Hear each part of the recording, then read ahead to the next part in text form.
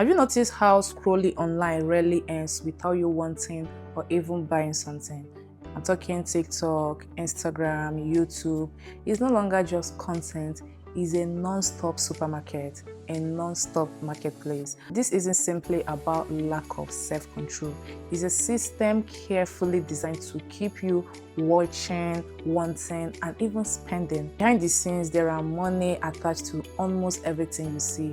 Affiliated links, brands deals, sponsored hauls, TikTok shop, commission, paid ad, or even favorite. Influencers aren't just sharing anymore. They are selling constantly. And the more content you consume, the more your brain adapts to it. What used to feel like a lot now feels normal. 10 lip glosses, fine. 20 body scrubs, why not? A whole drawer of perfume, suddenly reasonable. That's desensitization. You are not just being shown products, you are being trained to accept excess as normal. More hauls, more restock, more PR unboxing, more routine. Because the bigger, the louder, the more excessive the content is, the more attention it gets. So creators who want to grow or even just keep up feel pressure to do the same. Let's talk about affiliated commission culture and how it quietly drives overconsumption. Every time an influencer drops a product link, there's often money attached, not just a flat fee, but a percentage of every single sale made through the link. So I just had to show you this video. It might sound like a genuine recommendation, but it's also a sale strategy from Amazon Storefront to TikTok Shop and personalized discount links. Everything is optimized to make buying as easy and as impulsive as possible. And here's the part most people don't fully realize. Some creators are making serious money from this. I mean, hundreds, sometimes thousands from maybe some viral posts. Which means the goal isn't just to share, it's to convert. The more you click, the more they earn. The more they earn, the more content are created around that same product. And the more product-focused content you see, the more normal, constant buying starts to feel. It begins a loop, recommend, purchase, profit, and then you repeat. But it's not always framed that way. It feels like discovering, like a friend putting you onto something good, when in reality is advertising, just softer, more personal, and harder to question. And this is where it gets even more subtle. The urgency, run, don't walk, go and get it before it sell out. Everyone needs this. You need to go and get this stuff. If you don't have this, are you even a girl? Fuck. That pressure isn't accidental. It's designed to speed up your decision making so you don't stop to think, do I actually need this? Plus, there is rarely follow-ups. You will see the hype, but not the long-term use, not the product that didn't work, not the drawer full of items that quietly gets abandoned. Because showing less doesn't make money, showing more does. So the next time an influencer is raving about a must-have product, pause for a second, ask yourself, are they sharing this because it genuinely improved their life or because every click brings them closer to a payout? Let's talk about PR expectation and how they quietly push influencer overconsumption even further. Brands send influencers free products, trips, and curated experience, but it's not just generosity. There's always an expectation attached visually. Visibility. That PR package isn't just a gift, it's a content waiting to happen. You unbox it, you film it, you post it, make it look effortless, and just like that, free product becomes part of the job. Some micro influencers receive multiple packages every week, not because they don't need those items, but because brands need exposure, and every package becomes pressure.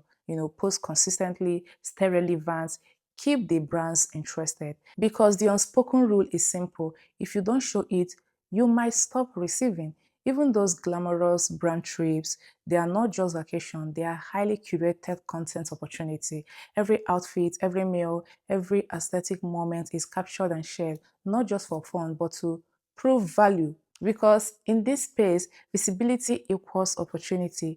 And here's where the pressure builds. Influencers aren't just consuming, they are expected to display consumption. The more they show, the more they stay in circulation, the more they stay visible, the more brands invest in them. But what you don't see is just as important: the product that piles up, the item that goes unused, the quiet overwhelm behind the screen. Because slowly down doesn't perform well, and saying I have enough doesn't attract PR. So the cycle continues: brands send, influencer posts, audience watch, demand grows, brands need more. And on the surface, it looks like a dream lifestyle, but in reality, it's work packaged as luxury. And once you recognize it, it becomes easier to separate, inspiration from influence and choose what actually deserves a place in your life. Let's talk about TikTok Shop monetization and why it's accumulating overconsumption faster than ever. TikTok isn't just showing you products anymore. It's built a system where creators get paid directly when you buy things. Every click, every add to cart, every purchase, that can, translate into real money for the person who posted the video. So that I had to try this clip is not just curiosity, it's incentivized. The more convincing the video, the more sales it drives. The more sales it drives, the more the creator earns. And TikTok doesn't stop there. There are bonuses from hitting, sales targets, extra visibility for product-driven content, reward for going live and selling in real time. So creators aren't just encouraged to share, they are pushed to sell consistently. That's why your FIP feel like a non-stop stream of must-have gadgets. TikTok made me buy this, run before it sell out. This is not just random, it's structured. What you are watching is a system where entertainers and shopping are completely blending together. You're no longer leaving the app to buy. The purchase happens right there, in the same place you are being entertained. No pause, no second thoughts, no friction. Just sell it, want it, buy it, all in seconds. That convenience is what fuels this impulsive spending. And because creators can see what sells, content starts to revolve around products that converts, not necessarily products that are useful or high quality or even long lasting. So you end up seeing the same type of item over and over. Things that look impressive in 15 seconds, things that solve a problem you don't even know you had, things that create instant excitement but not long-term value. And just like that, the cycle forms. Creators push products, viewers buy, creators get paid, TikTok boosts that content, more people see it, more people buy. Everyone in the system benefits except the person constantly spending money. There's also another reason why influencer overconsumption keep getting worse. Content thrives on, constant newness. Audience scroll past what impressed you yesterday barely registered today. So creators are under non-stop pressure to deliver something fresh, new products, new routine, new must-have, just to stay visible. That unboxing you loved replaced in 24 hours. That viral item already outdated, because in this space, staying the same is the fastest way to disappear. And that pressure doesn't just affect what creators post, it shapes what they buy, what they accept, and what they prioritize.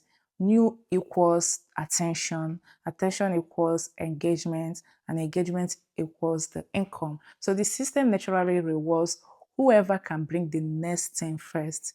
So the more you are exposed to constant newness, the less satisfied you feel with what you already have. Not necessarily because creators want to be excessive, but because subtly doesn't perform well. Okay, so what looks like casual, spontaneous content is often higher strategy, designed to stop your scroll, hold your attention and make you want something.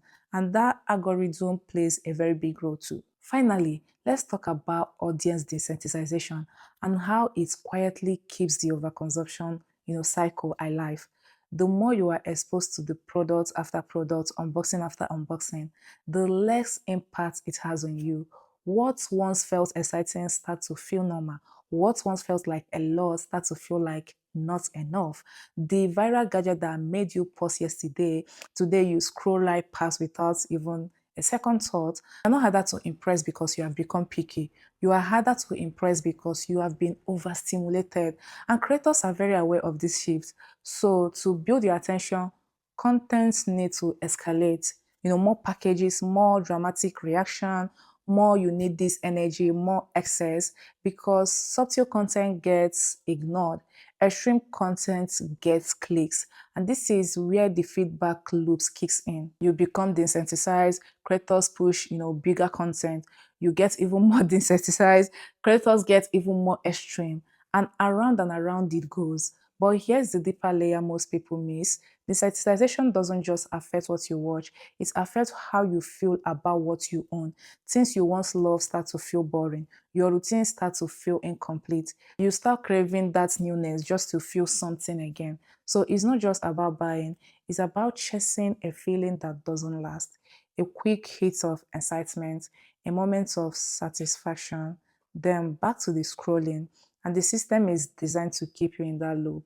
Endless content, endless products, endless reason to want more. Because the goal isn't to never want anything, it's to make sure that what you want is actually coming from you, not from the system. Here's the real takeaway.